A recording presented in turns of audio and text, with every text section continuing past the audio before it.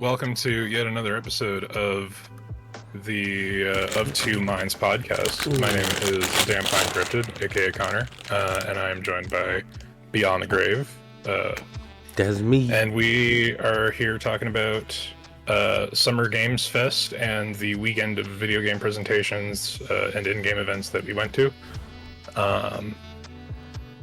So what was... where do you want to start? What was your biggest takeaway from SGF?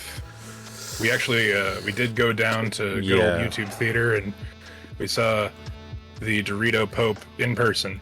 Good old Jeff Keighley giving the show. It was a good vibe this year, I think. It was. It wasn't. I would say. Like just some stuff like life-shattering being announced. Yeah, or it wasn't stuff that like everyone was like, oh well, this was already leaked, this was expected type of thing, or it wasn't anything bland either. I was actually kind of impressed with a lot that was shown. Right out the gate, consistent 8 across the board. Like everything presented was like, this looks pretty fucking cool. Like for me, like right out the gate when the show started. Yeah. Mortal Shell 2 came out of the gate, and I was just like, "Whoa, this is premium eventually, guys. This is a huge improvement over the first game." As soon as you pull that up, we can show the screen. You want me to share that to chat so we can keep in time? Yeah, I guess. Okay, let me. That way we both have that all going on. What else was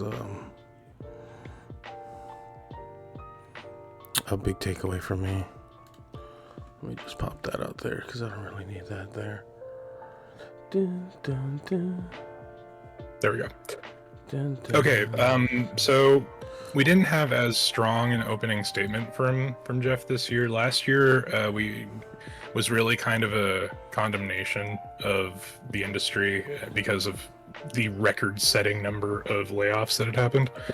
We aren't really doing much better as an industry, but the show opened up with the focus on like the top 10 best-selling games on Steam, leading digital distribution platform. And Jeff definitely highlighted the focus on how Repo was one of the best-selling games on there. And again, like, I don't know how anyone else feels about the subgenre that you can lovingly call like social schlock. Yeah. But like the new age of online party games definitely is going to command more unit sales. Because Repo's $5, but it is the point being made by that maintaining its lead on sales is that it's a game made by a small team with very little traditional production oversight, and it's just fun, and it's an idea that would not work in the traditional production sphere. True, and it's one of those, I don't know, that game just. For what it is, it's just one of those. It's like, yeah, you can just pick up and play. It's not really anything too crazy, and as well as the devs are well aware of the fan base that and how much fun it's been going on. That they're actively like wanting to keep up with keeping the game fun for people to continue the long-lasting relationship. Again. There's no mention with Expedition 33. Expedition 33 were 4 or 6 on that list. I remember 4 and 6 were the two big, also mentioned alongside Repo. Yeah. There's a lot to be said about the non-traditional production. Video game AAA production is not a guaranteed success anymore, and we're essentially saying the quiet part out loud because everyone who's worked industry adjacent or has listened to people who work industry adjacent speak on their experience.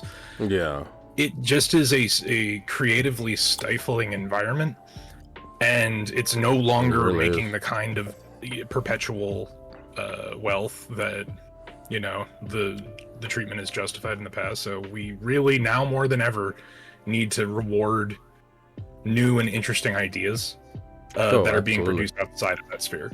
No, absolutely. And he made sure to make that a point.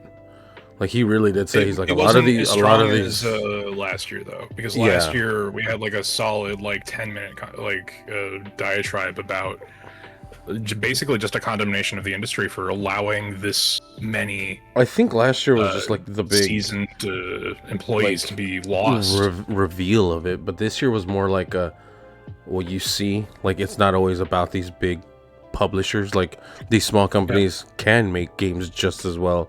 Last year's was just like, yeah, this is fucking terrible. Like that you're letting go so much talent when there's still so much potential still Like left there, all there's so because much of experiential loss everybody has your to keep. your need to fill the pockets of your shareholders.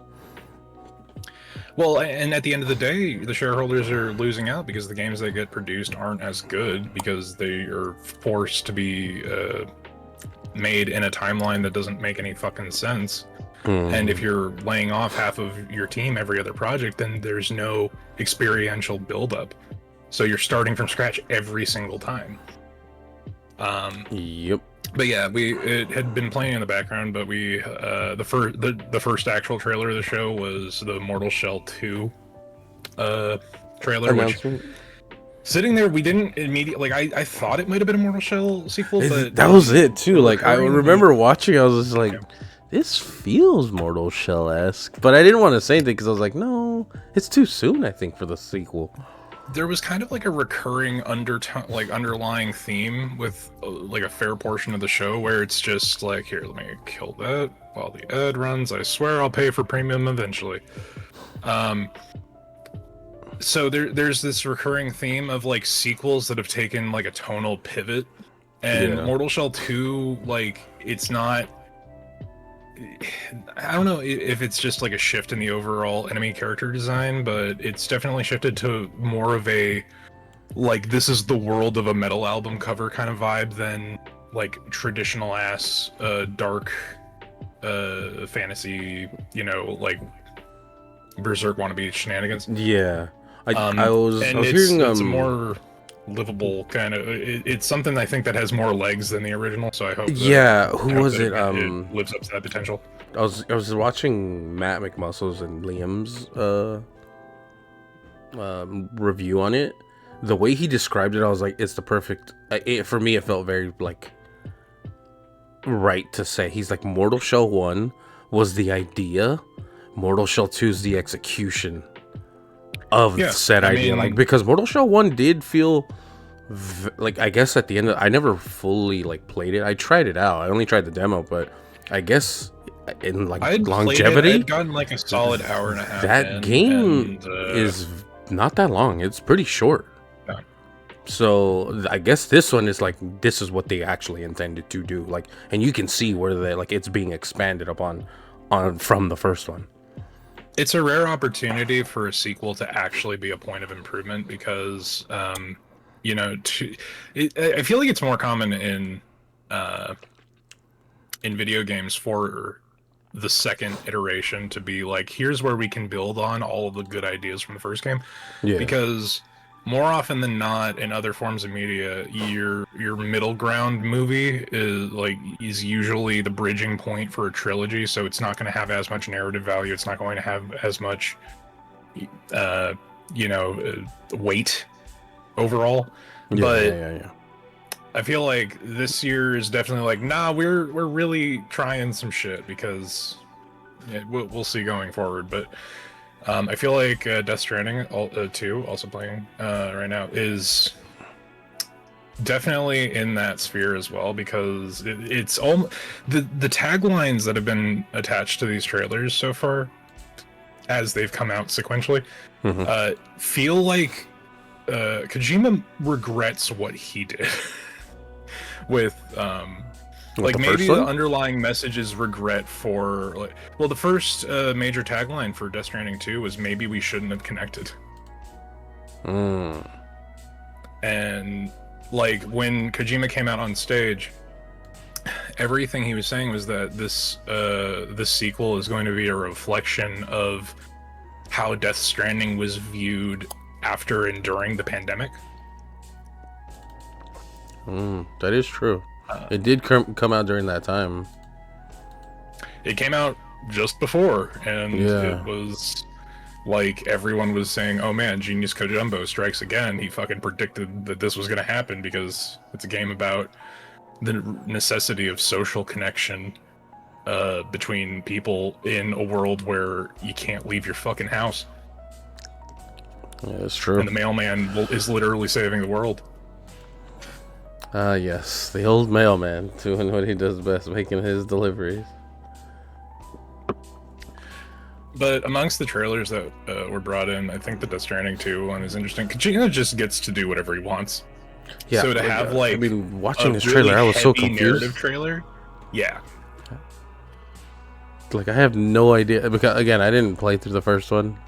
I saw parts of the first one, so I didn't even see the whole thing. But just even seeing some of the setup to the second one, I'm like, I am now even more confused. And then even seeing the characters that are like coming to the second one, I'm like, I have no idea what's going on. I don't know any of People this. want to talk about how Kingdom Hearts is complicated. Yeah, well, could you imagine Kojima behind Kingdom Hearts? Oh man, it's a whole can of worms. But yeah, no. So this trailer introduced a couple of new characters, and it was just like a really like in-depth emotional scene, just completely out of context. Like, truth be told, it felt like I was like, oh, okay, what's gonna go on here? And then it just like became them bickering like an old married couple. Like, don't you remember? And he's just like, what the hell? I was like, I literally sat there. I'm like, I don't know what the hell's going on. Like, is this supposed to be important? The anime trope of the protagonist who forgot his childhood friend who is the most important in the world to him, but then he remembers. Clearly, because then I was really baffled. I was like, I don't know if that was supposed to clarify anything or not. Since I did play Death Stranding 1 to completion, Neil, the character presented in the trailer, he could be a I forget the term for it. It's the same like type of supernatural human that Norman Reedus' character is, like a didn't he say he's a porter or something like that? Well, he is a porter, but a porter is just a title that means you're a transporter. Okay. He is a repatriate, if I'm remembering correctly, which means that when he dies, he doesn't. Damn. Essentially, anyone with that state of being becomes a walking nuke. And if they die, it destroys the area around them. And this is reflected in the game. Like, if you fuck up and die in Death Stranding 1, it will absolutely destroy the scenery in that space. Oh, and you'll have to reassess how to get around the new environment. Right. But it would explain, like, if he had rescued her when she was a little girl, if he's the exact same. Time and immortality are kind of weird, amorphous concepts that aren't super delved into very deeply in Death Stranding, but are a major component of its plot. Yeah. But I'm looking forward to it. It's like in 2 weeks. Yeah, I totally forgot when he said, "Oh yeah, you just have to." I thought when he said you have to just wait like a couple more. I thought he said a couple more weeks or like months. Yeah. No, he said a couple more days. Yeah, like it's at the end of the month, and I was like, Kojima, there's a difference in between a couple days and a couple weeks here, man. Like, now I also have completely lost track of time, so that came as a surprise as we were sitting there. Yeah, right.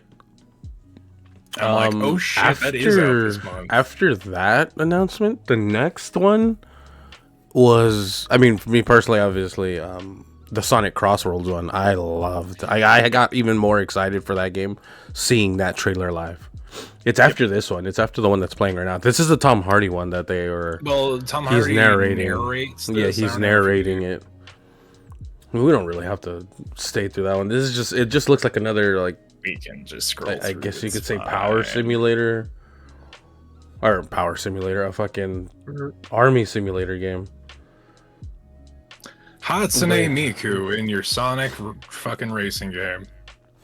apparently she was a leaked character, like, so this wasn't new. Oh, people knew I mean, about that? yeah, I didn't know that I don't because know, I didn't man. follow the game that closely. But after seeing the guest characters with Ichiban, Joker, and Hatsune Miku, and then just seeing the game in general, I was just like, this looks a lot more fun than I was This giving really it is just credit. kind of Sega All Stars Racing, Essentially, more so than Sonic Racing at this point. yeah, Just more focus on Sonic. yeah. Well, obviously, Um, yes. so there was a bit because the creator of Sonic came out Yeah, and spoke he's during there. the Yeah. yeah. He kind of took a jab at the Mario Kart World launch Oh, you gotta because love he's it. like, oh yeah, no, this game is out and has multi-platform support so that you can actually play with your friends. Because the new Mario Kart is locked to the Switch 2, and Yeah. basically you gotta get into a knife fight outside of a Best Buy to get a Switch 2 at this point. Oh yeah, I love the little jab where he's like, "Yeah, this is cross-platform, so you can play with all your friends across any of the platforms you choose." And I was like, "Damn," because I love how he says, "Unlike another kart racer." I was like, "Oh, we already know who he's talking about," because that launch has been a disaster for them.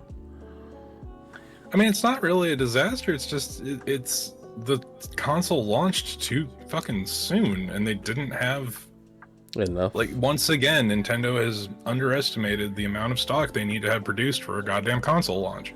Yeah, I mean, and I knew that was gonna happen too. I was like, no matter what Nintendo does, they're not gonna be ready for it. I mean, Yeah, I'm and gonna be then real. We haven't had a prepared launch since the Wii. Or not even the Wii not U. The even the Wii U Wii. was a nightmare to get at first. The Wii is, I think, what started it all. Because I remember that thing used to be sold out horrendously everywhere, and everyone would always come in. Do you have the Wii now? Do you have the Wii now? Do you have every day when I worked at GameStop? Do you have the Wii? Do you have the Wii? We got 2 in, so if you can come down and get it, can I just pay for it over the phone? Like, no, I'm not No, gonna do that. not a thing. Um. This Oh yeah, no, was Code Vein Code Vein 2. 2. Code Vein Also threw me 2. off.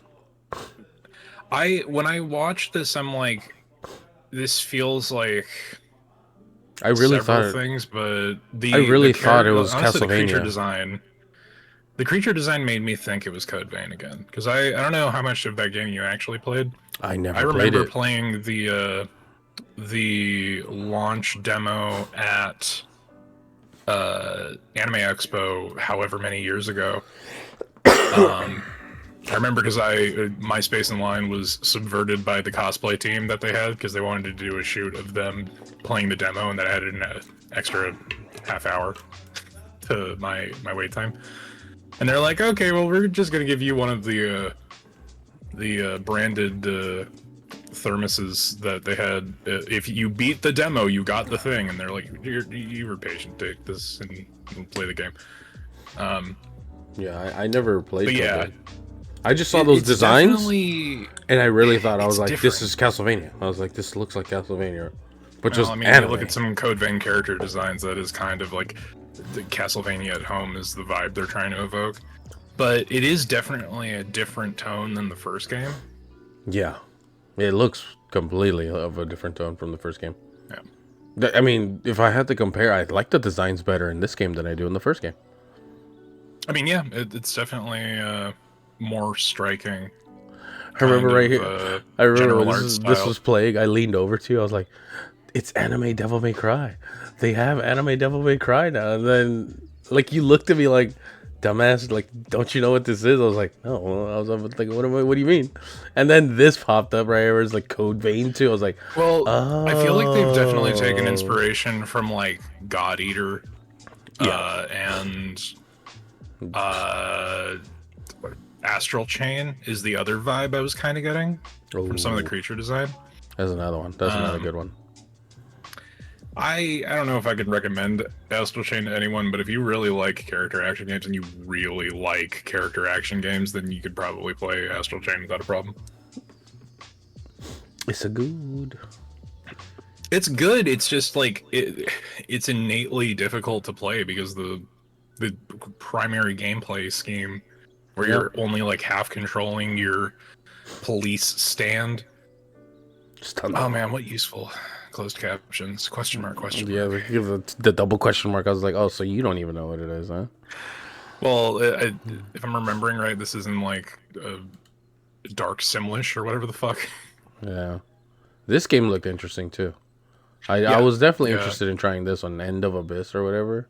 End of Abyss. Yeah. It's on the list. Um, I was heavily interested in this as we were watching. I was like, this gives me this it weird like like itch if where I'm Little like, Nightmares could get darker. exactly. Yeah. Well, I was just like, because that's what immediately I was like, this isn't Little Nightmares. I was like, is this that other one, Reanimal? But I was like, no, because that one was a co-op game and it didn't have a gun from what I saw. And then they did the reveal of the monster, and she started shooting at them. I was like, oh, this is completely different, but I'm in for it. Yeah. On the last note for Nintendo, the idea that being short hardware is a marketing strategy so that they sell out in the next quarter is not too crazy. It's really but not. It does seem like a nice it ploy. doesn't, I don't think that particular strategy has ever netted positive because it just is a lot of bad PR for Nintendo in the meantime.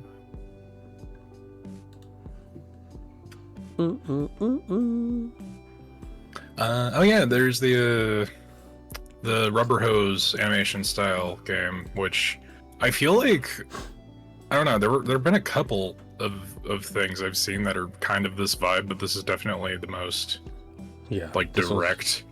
Yeah, this one definitely it looks fun. I don't know if I'll play this day one though. Yeah, I feel like there was another rubber hose style like PI game, but I can't remember what it was.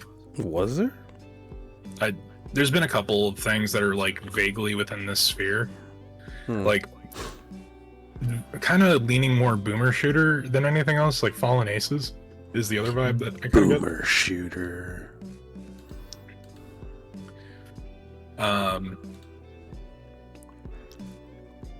What else? Oh, this is the Game of Thrones.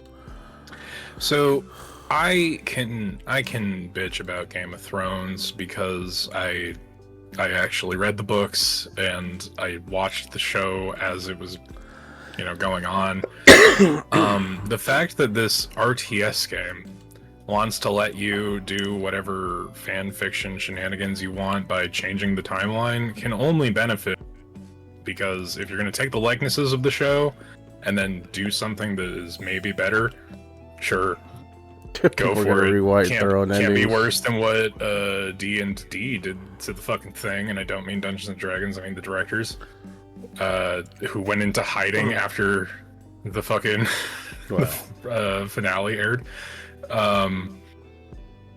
But this is also, there's a weird number of Game of Thrones licensed games happening that are using like character likenesses. And I feel like the boat has already kind of sailed. Yeah, that's the other thing. I don't understand. Like, having a chance. I don't understand how it's still like. Is it still that popular? Like, I thought people had fallen off with it. Like, just said, and that's it. Is a really popular fantasy novel series. That I feel like the show has had diminishing returns since season 4, and became like a toxic point of contention after season 6 and the last. Then I know they did that prequel show, The House of the Dragons, which apparently everyone did like. Like, they said that one was a solid show, but again, anything compared to the ending of fucking Game of Thrones, yeah, it's gonna be a fucking 10 out of 10 show. But I don't know. I just feel like I thought it had lost its like luster already at this point. Because this is the RTS, and there is another like third-person character action style thing. It just came out, didn't it? A I have no fucking clue, but it's like a self-insert character in the exact events of the end of the show. Yeah. So I don't know, like, why all this GOT noise now? Because it's like, if you're going to go after like show hype, why not make a House of the Dragon style thing? I don't know. This is Space Russia, aka Atomic Heart 2. This is also another game that I was like, Didn't the first one just come out and they're already announcing this? The 3D printed sequel? whale thing kind of like took me through a loop. Like if you looked over to me when I was sitting in the seat while this was happening, I just like my head was completely like horizontal tilted till like what the fuck is this? Yeah. And then I saw this and I'm like, oh, it's Atomic Heart again. Yeah, I didn't realize it was Atomic Heart until like I saw the girl playing with the bullet lipstick, and I was like, is this Atomic Heart 2? I was like, there's no way they already made a second game. I feel like there's a chance because this is so there's one thing within the context of the show that I found to be really stupid about this trailer, and it's that Jeff quoted it as a spiritual successor to the first game, and I am a pedantic asshole. That is literally my job. I don't get paid for it, but it's what I do. You can't have something be a spiritual successor if it is the same IP. You can say that these are disconnected chronologically. You can say that these are disconnected, like, narratively. Like, this is a sequel that does not follow the events of the first game. But it is not a spiritual successor because it is Atomic Heart 2. This is a sequel. Yeah, and like whether it follows the events of one, that's different. Like you could just have it be you could just have it be Atomic Heart 2 and then that's it. Like the tone is also like really wild because I don't know if you played Atomic Heart 1. Nope. It's just BioShock Russia. It's fine. It doesn't play particularly amazingly. I am very picky about shit, and game feel is one of those like completely nondescript things that you can try to explain the vibe of, but ultimately it's completely like it is a fluctuating thing from game to game. It is inconsistent. Yeah. I tried playing Atomic Heart. The game feels too disconnected from its control scheme to feel good. Like you can kind of compare it to Prey. I wouldn't say it is an immersive sim. It is a little closer to just like a narrative FPS. Because the RPG mechanics are kind of minimal, at least with what I experienced. But it just felt fucking bad to play. Like the movement felt bad. Yeah. And it led to me dying like multiple times. And I could be shit tier at a game and be salt, and that's fine. But it was more so that like it just felt fucking bad to control. And if you're playing a narrative FPS or a immersive sim, that's not like, that is a death knell. You do not want that to be the first thing that comes to mind is like, oh yeah, Atomic Heart. It's that game that felt like shit to move around in. Yeah, personally, I just didn't have any interest in it when it even first came out. I was like, It personally, for me, I was like, it literally just looks like another like BioShock-esque game. That's where it stopped for me. I was like, well, I don't care to play it. Like, it just never really captured me. I know for a lot of other people it did, but me personally, I was like, I don't know. Just not it. Got Atomic Heart on sale because of the trailer. Yeah. So one thing of note is that, hey guys, any of the trailers or any of the stuff, and you're listening to this right now, a lot of stuff that has direct sequels has made significant sales available across digital platforms. Yes. I think Mortal Shell 1 is like $1.50. Mm-hmm. Shit's crazy. Go check that out while you can. That was another thing I was surprised about. There were a lot of sequel games announced.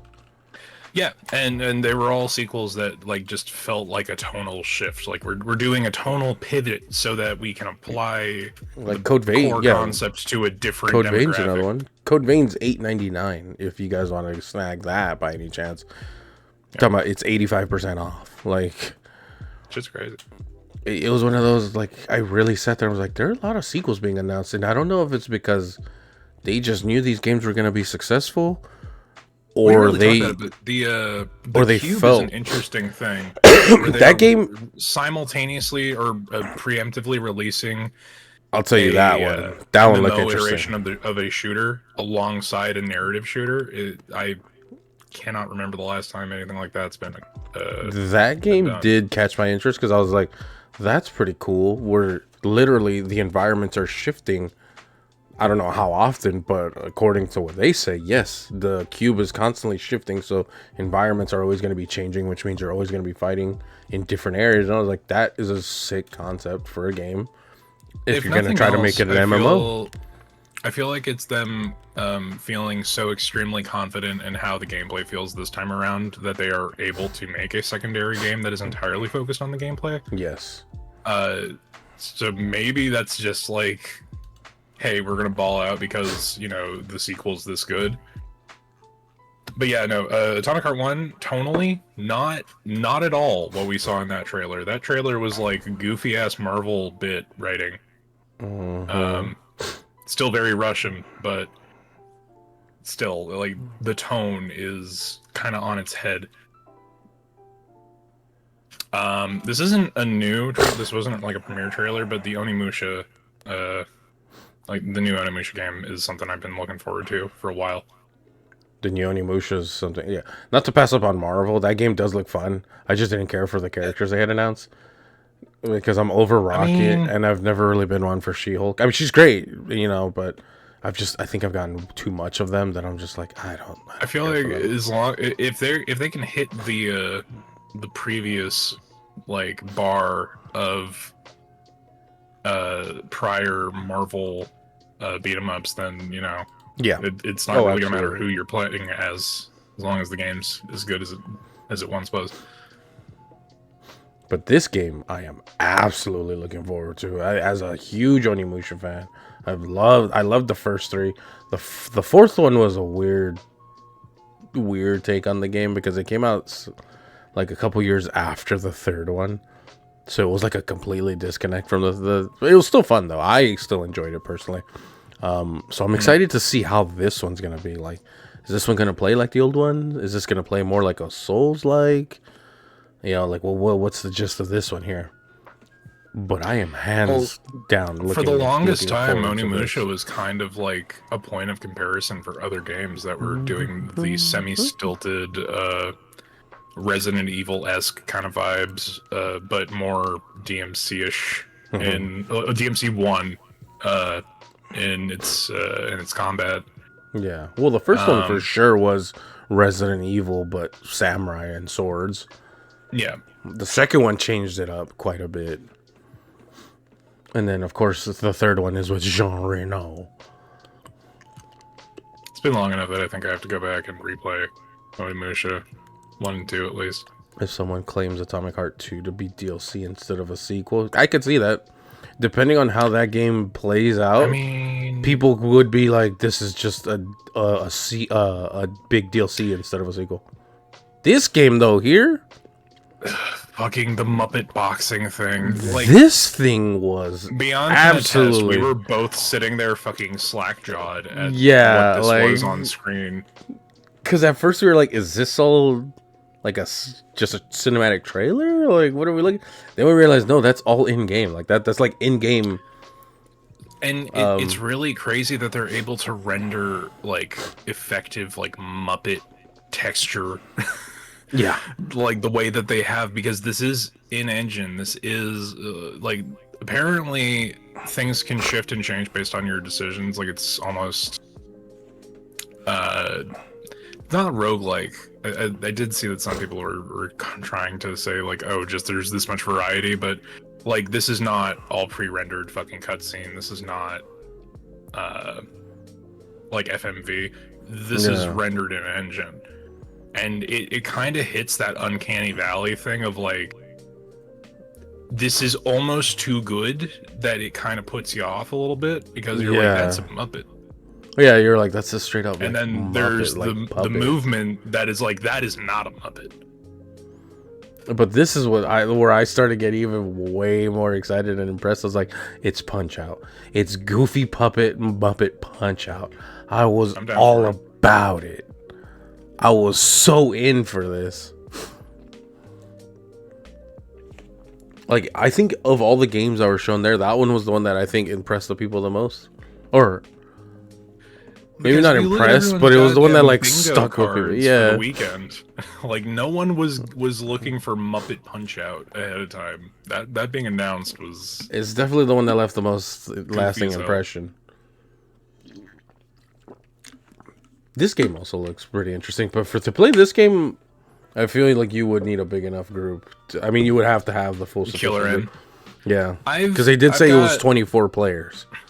I'm a little like I'm feeling a little dubious about Killer in because just there are a couple of social deception games that have taken this like format of like 3D walk around, discover clues, do the thing that have been less active. This is almost like I don't know if you ever played Trouble in Terrorist Town on Gmod, but it doesn't really matter if you're the killer or not because it looks like everybody's just able to fucking murder everybody. Yeah. So it's interesting. I don't know how it's going to play out. I think it's really going to depend on if you can get like 12 people in a Discord and play it with a degree of communication as an option because I can't it's up to 24 people. How this will work. Yeah, that's the thing that threw us was that there's 24. It's 24 people lobbies, and more than likely it will have matchmaking. I signed up for that wish list, like beta thing to get in, just to see because I do want to try. Because as you were saying, like it does look like it doesn't matter. You could kill your own teammates just to pass off. Like, oh yeah, I'm not one of the killers. Let me just slaughter half my team to try to like obviously fake your way around to get the other team to convince you that you're one of them. I do generally, and then you can just start killing from the inside.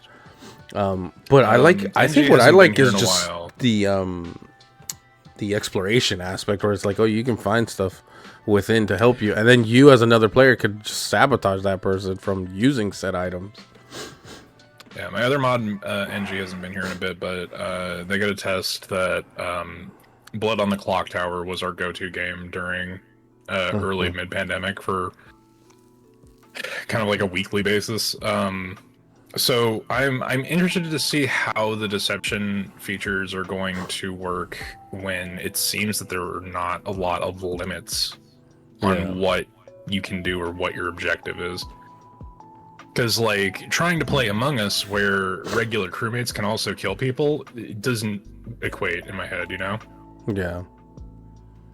But, I mean, I guess that also brings in a new aspect to it because it's something you're not used to. So you're like, how will this actually play out? Is that going to be too OP, or is it actually going to hinder the game itself?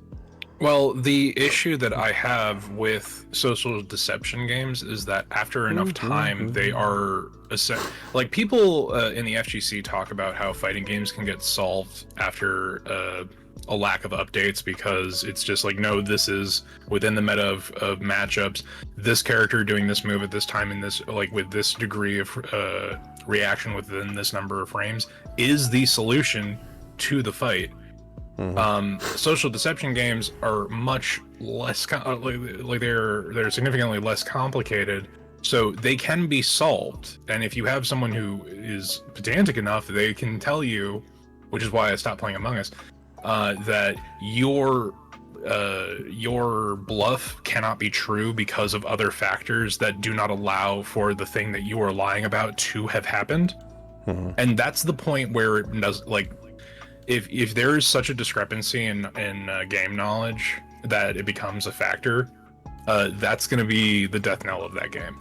So like every social deception game has a time limit to how well and how effectively it can be played within any number of groups. So who knows? It's going to be kind of key that you get in early, but not so early that you're just dealing with a bunch of people who don't know what they're doing. True. I think you could just skip on to the next trailer here because I know that you really don't like Dune for some reason, but I'm all right with Dune. Dune's okay. Hey y'all, you want to go? Yeah, I don't know why. Weird shit where people. Like someone's kid becomes a prophesied worm god king because of the drugs that you need to take to do faster than light travel. Go read Dune.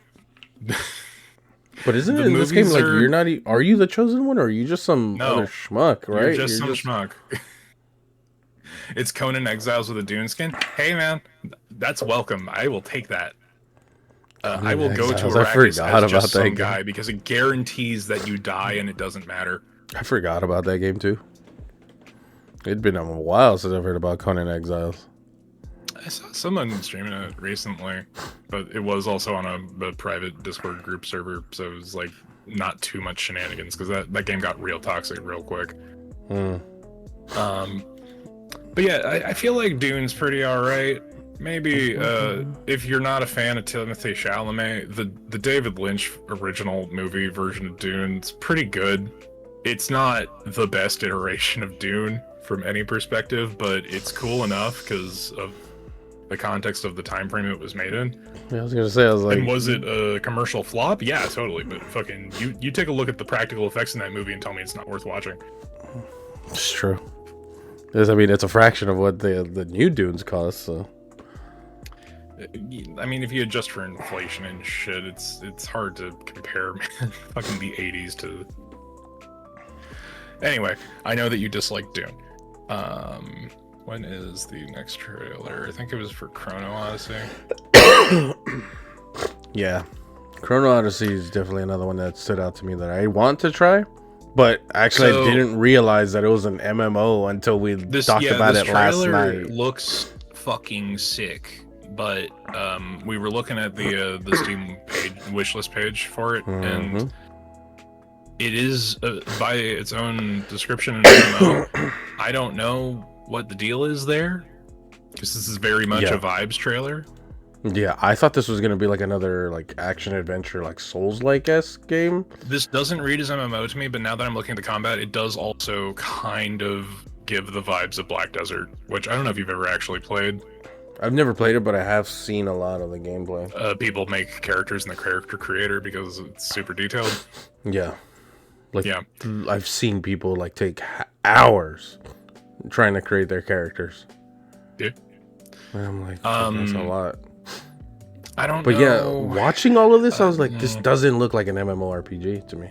No, this looks like an action game, but if they can accomplish what oh shit, I'm blanking on the name of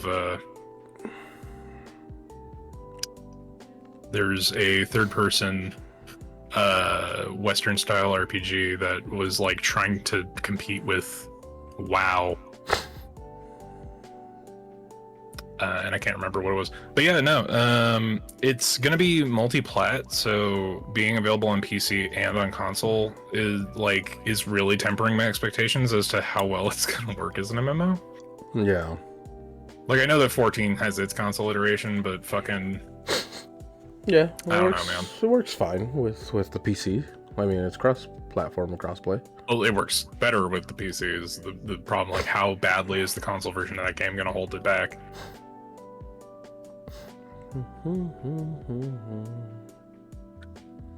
This is Wuthering Waves. This is like Epic's version of Genshin. Well, I mean, it existed prior to the Epic acquisition. What? Wuthering Waves. I remember its original release prior to the localization. Was before the Epic. What I'm saying is like this is the one that's like exclusively on Epic. For now. For now. Yep. This I saw someone playing this demo earlier. Yeah, so one of the not to look completely into just Summer Games Fest, but it is also Steam Next Fest, which is when a whole bunch of demos come out for games that are either like really promising or just some random schlock somebody made on the weekend, positive or negative. like complimentary / pejorative, because some of the stuff on Next Fest is like someone put this up here as a joke. And then there's some other things on Next Fest that are like, holy shit, look at this thing. I've been scraping through, but I've not completed the entire list of demos put out. So I have to look through before the next demonstrables and demonstrables. Yeah, so that's the thing is that, like, you want to get on those demos now during Next Fest because you never know when. Because some of them go away after Next Fest. It's a little fucked. But yeah, this was another one that kind of kind of caught my attention. The I have no mouth, but I'm a scream, but claymation. Pretty much. Nope. Well, amazing. If you would like to pay for YouTube Premium for me, feel free to let me know. Well, I pay for my own. I don't know about paying it for you. I'm not asking you specifically, it's just into the ether. But yeah, no, this art style. I love the art something style. That, like, there's precious little that I can think that is like properly displayed, like handcrafted stop motion. Yeah. I know that that game that came out on Game Pass recently, the Bayou one. Oh, South of Midnight? Yes, South of Midnight. South of Midnight's cutscenes try to emulate that kind of stilted stop motion kind of frame rate. But I'm trying to think of anything else that has kind of captured that like fully, like even in the gameplay. It's a hell of an effort. I was gonna say, were you ever interested in the Mafia games? I didn't really have a care for them. Not particularly. Like, I really never had a care for. There's that one bit that came from Mafia being a thing that existed that's really funny, but like, I feel like Mafia 2 had like my attention for a weekend. And then I never played Mafia 3, and I don't know. I feel like the thing was, like, at the time that Mafia was coming out, I was getting back into playing GTA 4. And this was after 5's release. Yeah. I don't know. Like, there was an era where I remember people I was hanging out with were playing GTA 4 again. I guess these games just kind of came out at a point where I was just like, I was kind of over the Grand Theft Autos and all those type of games. I was like, they're just not as fun as they were when I was like 13. I think the thing that reignited it for me was Sleeping Dogs. And I was like, after Sleeping Dogs, I'm like, all right, I can play GTA. Because I didn't even finish 5. And I remember, all right. I remember liking 5 a lot, but at some point I was like, I couldn't do it anymore. And even now, like, I know how everyone's like, oh man, we got GTA 6 coming next year. I was like, I don't give a shit. I was like, I could care less about a GTA game. I feel like a GTA release is a benchmark in the industry just because of how successful the series has been. Yeah. But I also don't know how I feel about that game considering recent news, which we can kind of go off on this tangent for. So I don't know how closely you've been watching the recent Borderlands debacle. So over the weekend, Borderlands 2, which I think until today, so now it's just on sale. But Borderlands 2 was free over the weekend. Last week, Randy Pitchford made an ass of himself by calling out, like, somebody was like, was complaining that they really hoped that Borderlands 3 wasn't going to try to push the $80 price point that a lot of Borderlands 4 AAA games are pushing in the upcoming releases. And then Randy Pitchford personally just decided, oh, well, you know, if you like the series enough, you'll make it work. Yeah. So if you're a real fan. Calling Randy out, for being an asshole, which is nothing new. And then what does he do? He digs even deeper and he's like, hey, here's a game for you cost-effective fans. It's free right now if you want to get it. Like, yeah, so they made Tiny Tina's fucking like the D&D game, not the DLC, but the actual full game that came out. They made it free on Epic for that, that weekend. Yeah. Which isn't the big problem because he doubled down. And I don't know how their PR Randy doesn't get to make decisions for the publishers. Let's just kill that really quick. Yep. Got it. So Randy doesn't get to make decisions for the wider publishers. Borderlands as a series is published by 2K and Take-Two Interactive. Take-Two is like a horrendous, horrible hell company, and they're awful. And I feel like they are like threatened by something that we're not aware of, you know, behind closed doors. Because what happens is they make Borderlands 2 free this last week, I think from like the 2nd to the 9th. You know, because Borderlands 2 was the last like critically beholden, like really solid, everyone loved it fucking kind of Borderlands game.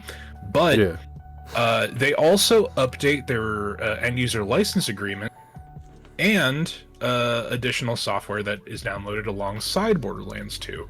So, PSA, do not download Borderlands 2. If you have it downloaded, I wouldn't fucking run it, because Take-Two has essentially made the game into fucking spyware, because their new EULA forces anyone in a first world country, essentially, to agree to a non-arbitration clause, and by signing that EULA, by clicking, yeah, okay, let me play the game, you give them the right to scrape all of your personal data, your computer's personal data, your geolocation data, fucking, like, the other information within your Steam account if you're buying through Steam. It's, like, insane the amount of shit that they are trying to scrape, and there's no reason for them to buy that to a 12-year-old co-op player that has no competitive mode.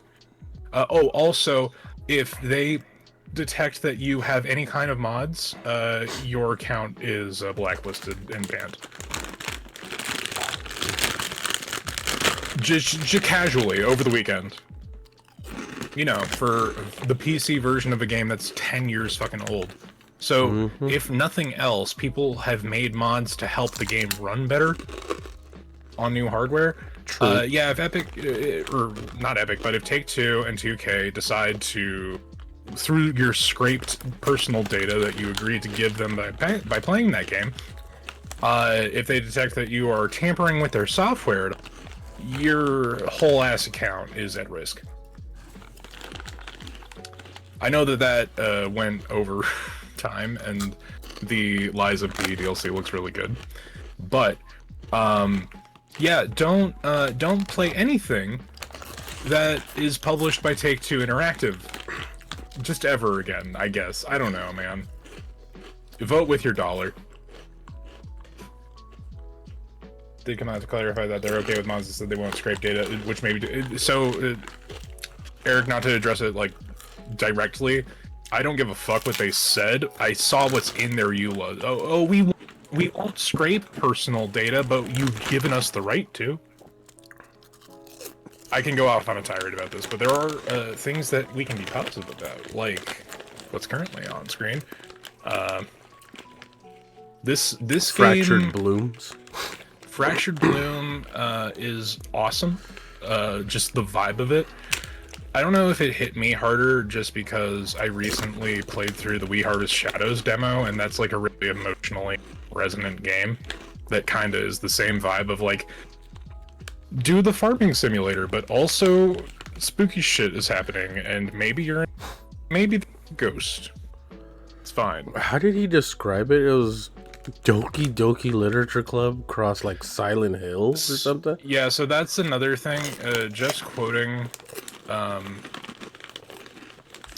it was a not a review, but there was an article written about this game, and I think the person who wrote the article just never knew that the like the idea of the genre of visual novel existed. So he's like, what's a visual novel? Oh, Doki Doki Literature Club, and it's scary, Silent Hill. This is definitely not those things. So you got like basic ass farming sim, but it's also like, if anything, it's an ARG where shit's just happening, and there is a greater narrative to it. It does look very like mysterious though, like what's going on. It wears its inspirations on its sleeve. I'm fucking hyped for it, actually. Is there a demo out for it? No. Which is why I was really sad that so we also went to the IGN Live and this weekend, and there was a playable demo there. I didn't get to it, and I was second day. So I'm just like, when that demo's out, if they decide to make the demo available before launch, I will play that on stream. I'm sure they will. They would have to. With as popular as the demo was at IGN, when we were walking by and we saw the booth, even the second day, it was like still pretty packed. So these trailers are like a subtopic of thing that I find completely dubious. Do you think that these games are real? I feel like they're not. I feel like things that operate within the, well, here's our attempt at a Hoyoverse competitor that will definitely be around. What's crazy is that, like, Blade and Soul is an actual MMORPG, but they're like doing like spin-off games of the Blade and Soul franchise, which are like these cartoon anime ones like that we're seeing right now. And I'm like, why are you doing all of this? And then this is the game that has the One Punch Man collaboration, which I was like, what the hell? So are these all one game? That was the thing I was like dissociating in the middle different games of the thing. All of these trailers had absolutely zero buffer between them, and they all kind of look alike. And then I'm like, oh wait, that's a One Punch Man one. Yeah, each one's a different game. There's like Blade and Soul Neo, like Blade and Soul like Heroes and stuff, and then there's this one. They're all different games. The confusion where it's like all of these trailers were back to back with like a single black frame transition from one trailer to the next. I was like, did this just shift in tone, or is like what the fuck is going on? And then One Punch Man was there, and I turned my brain off completely. Yeah, Saitama shows up. This game I absolutely do not care about. Didn't even care about the series, so. I don't remember what this. Oh, Seven Deadly Sins, right? I never. Hey guys, you want an anti-recommendation? Don't even hate watch Seven Deadly Sins. It's a waste of time.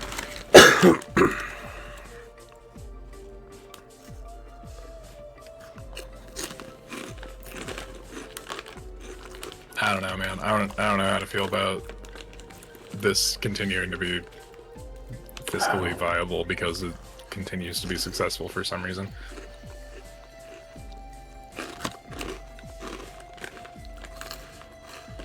I think people just really want like a solid replacement for Fairy Tail. I guess. I was like, this doesn't do it for me. Or maybe they should just finish Magi. That too. That's a solid series that never got a proper end. I'm gonna be real. I think that Seven Deadly Sins existing is purely the result of Magi not finishing its anime. I could see that. I could fall into that theory. I have nothing to make this claim. It is purely just the feel of like how that timeline worked out. I don't know. There's worse nothing for this play. There was a very so I'm a little saddened by the fact that the only glimpse of Witcher 4 stuff at SGF was the Unreal like medley thing where it's like, hey, look at all this shit that was made with Unreal 5. Great, look at these textures. And there's gonna be like a separate Unreal like panel event or something coming up, right? There was one. Oh, okay, it already happened. I think. No, but on that note, I am super hyped for Witcher 4. Yeah, I'm sure. Like you were. It's just gonna be a good one. How do you feel that it's no longer Geralt at the front? So, I am, again, big pedantic asshole, where I get to say, hey guys, if you read the books, you would be surprised that it hadn't already switched over to Ciri. Because Geralt's only the protagonist for 2 of 7 books. Ciri's the main character. This is not surprising. So people don't even, like, think on the origin of The Witcher as a video game series. The Witcher 1 is a what-if game that came out after, I think it's the end of the 5th book. Somewhat spoilers for a book none of you have read or have already. Geralt and Yen, quote-unquote, die at the end of the 5th book, except they don't, because the game series was so successful that the author decided to just continue this character, it's fine, it's okay. But The Witcher 1 was a what-if game that, like, what if Geralt woke up with amnesia in the world and you're just playing the Witcher storyline again. And then in 2, he's... should have... gotta edit that out. In 2,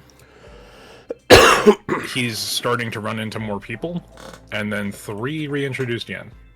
But the video game franchise reignited the interest in the book series because Andrei Sapkowski, I think that's how you pronounce his name, he has a completely separate fantasy novel series that kind of got prioritized over The Witcher for a while.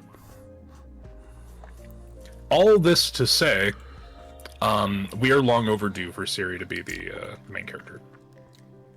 And I'm glad to see it.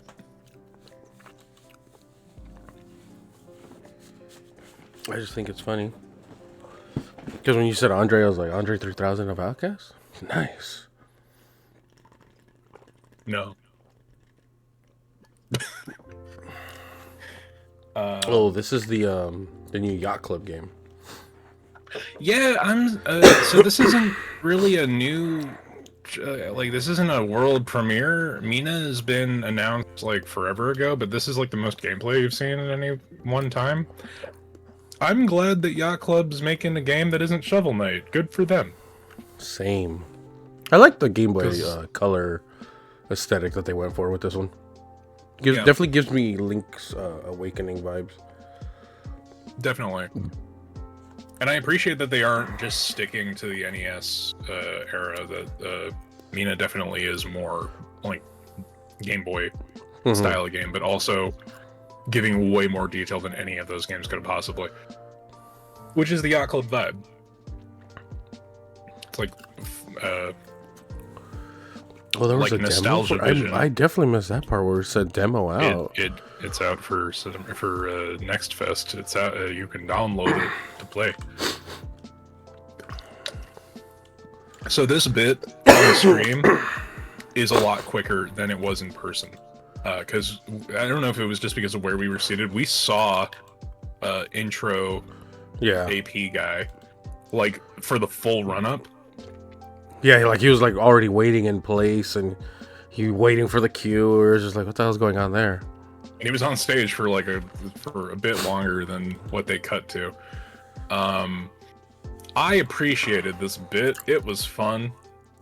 I didn't know what it was at first.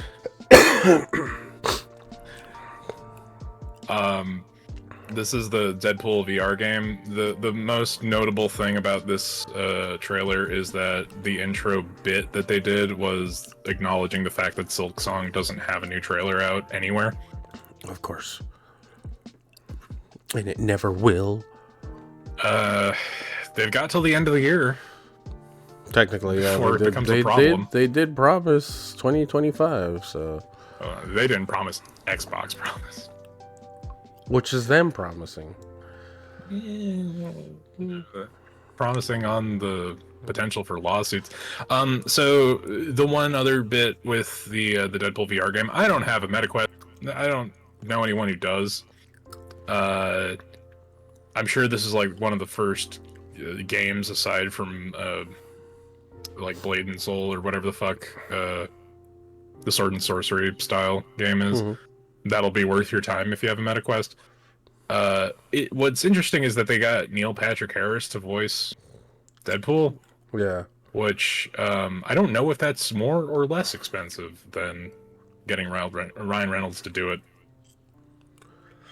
In this case, probably less expensive because he would have asked for more money. You know what? I don't know that. I don't know with the 'Cause with the 3 movies under his bag and stuff like that, and I guess with what recently happened with all that I think it lawsuit may be stuff. like base rate, probably, but fucking at the same time, he also took a huge pay cut to make those movies happen. There's a reason he's listed as a producer more so than the star. Oh yeah, I remember the first one. He did that quite a lot. Like he definitely funded most of that movie. Dying Light. How do you feel about Dying Light? I played the first one. I enjoyed them, but never like was like super crazy about them.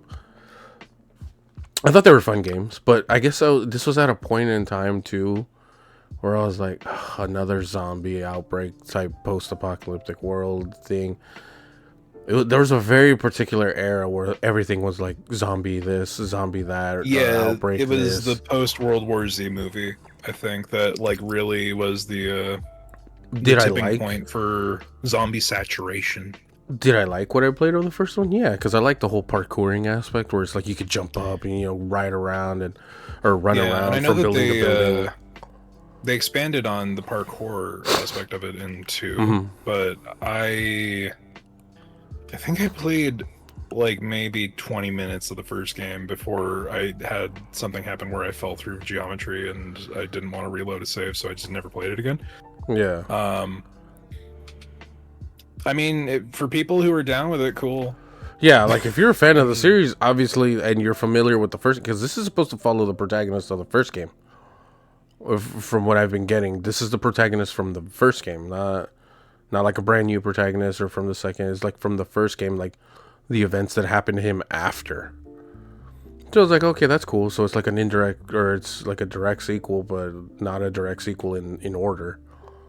I feel like there's a lot of jumping the shark when it comes to zombie games, that like the second you start having to do like bioweapon-esque shenanigans,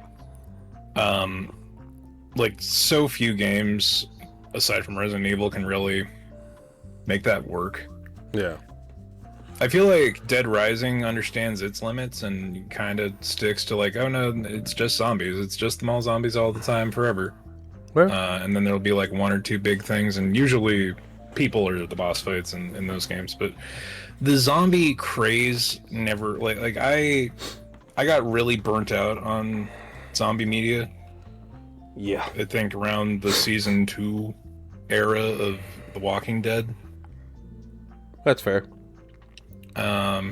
Usually it's a big shift for a lot of people. That's where a lot of people did drop the show. Season 2 and just like season zombies 3 as an allegory really is limited to like 2 or 3 different narratives, and they've all been done to death. Mixtape. I don't know how I felt about this one either.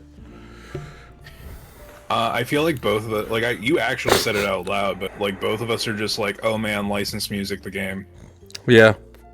So, yeah, like, because this is the most you're gonna see of Mixtape on either of our streams.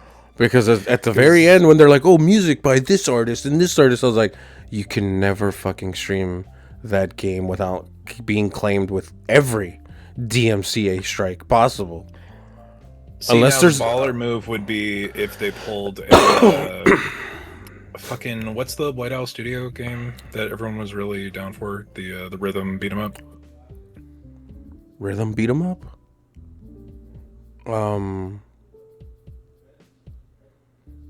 no, it wasn't White Owls. It was the Evil Within devs. I have no idea. I was gonna say Crypto the Necrokeeper, but no. No, it was fuck, I can't remember the name of that game. I'm not sure. My brain is saying Sunset Overdrive. It's not that. Is it new or is it? No. Older game. Fucking, you have a robot arm. You're a guy who's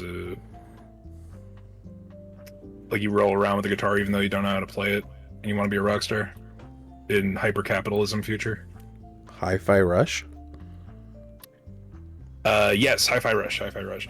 So, Hi-Fi Rush is the biggest dick winner of this exact problem, because you have the base game, which has a lot of licensed music, but then they turned around and they had a original soundtrack that was so much better than the fucking licensed music version that everyone who I knew played it all went for the off-license soundtrack. The streamer mode soundtrack. I mean, it is streamer mode, but at the end of the day, with like the original.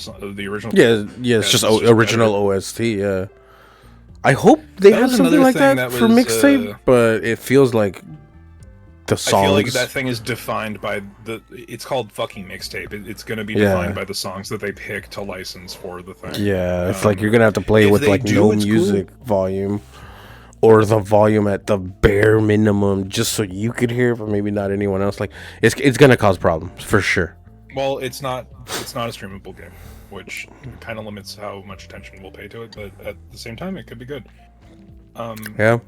There was a bit ongoing with this show, or not this show particularly, but like the Xbox and PlayStation like previews. A lot of trailers had licensed music that it like didn't feel like it fit at all.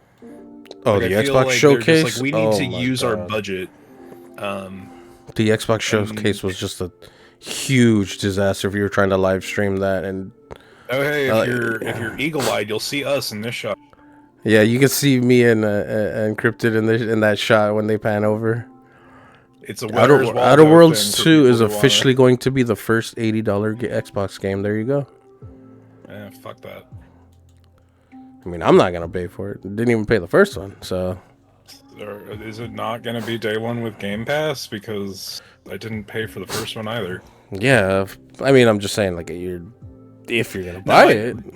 Yeah, but the fact that like Obsidian is trying to pull that when like in reality they really kind of have to. It's gonna be a hard sell to even engage with that game. Yeah. At all. Because of how kind of shit the first one was. This is We Have Sifu at Home. But yeah, like no offense to this game, but it's just like, man, this has been done already. Except unlike Sifu, your character doesn't age here. Except, yeah, there's fewer interesting ludonarrative mechanics and also guns. Yeah. And he had anyways, he started blasting mid-fight. Just I don't know if you noticed, but like they really did cut and try to make that look like the hallway scene from fucking Old Boy for that one bit. Well, I think this is a Korean game, isn't it? I mean, yeah, but so I guess that kind of makes sense if they're trying to pay homage to that. They're wearing their inspirations on their sleeves. Axe of Blood, that's what it is. Axe of Blood. Also PC exclusive, which is interesting. You're interesting. Yeah, I know. Tell me, Mr. Jeff Keighley, how are you doing? What was the next game that's coming up? The Scott Pilgrim. The new Scott Pilgrim game. I feel like I'll play this. About me having to pay for premium because Jesus Christ. I don't know. That's up to you. I mean, I could always just run it. I already pay for it, dude. We probably should have done that. Anyway, I don't know why I thought you had it. So that's why I was really into the Scott Pilgrim Xbox 360 fucking it was like the old beat 'em up, yeah, the 360 arcade, the one by Ubisoft that I forget that they had it locked up for years. Yep, and then it became available again on the Switch without online multiplayer for a while, and then I think they got the online running for it, but I had reacquired it and then never played it again. Yeah, I have it on the Switch as well. This game does look good. Like, I want to get, especially because it's not locked to Ubisoft this time around. Thankfully. So, I would definitely want to support this right out the gate. Like, just because I loved the first game. I loved playing that with friends. So, like, just getting more of that, I'm like, hell yeah, I'm all about that. Like, I would love to play that. And I think they did clarify, because remember I was confused. I was like, is it only 2 players? I was like, that's kind of dumb. No, but they later clarified there is 4-player co-op. Yep. I just don't know who the other characters are. What's the next bit coming up? So I feel like there's Mind's Eye took a billion years off my Oh, life. this is all the IO interactive stuff for Hitman, James Bond, and then Mind's Eye. Because Mads Mikkelsen comes out, remember? My computer might be crashing. Uh-oh.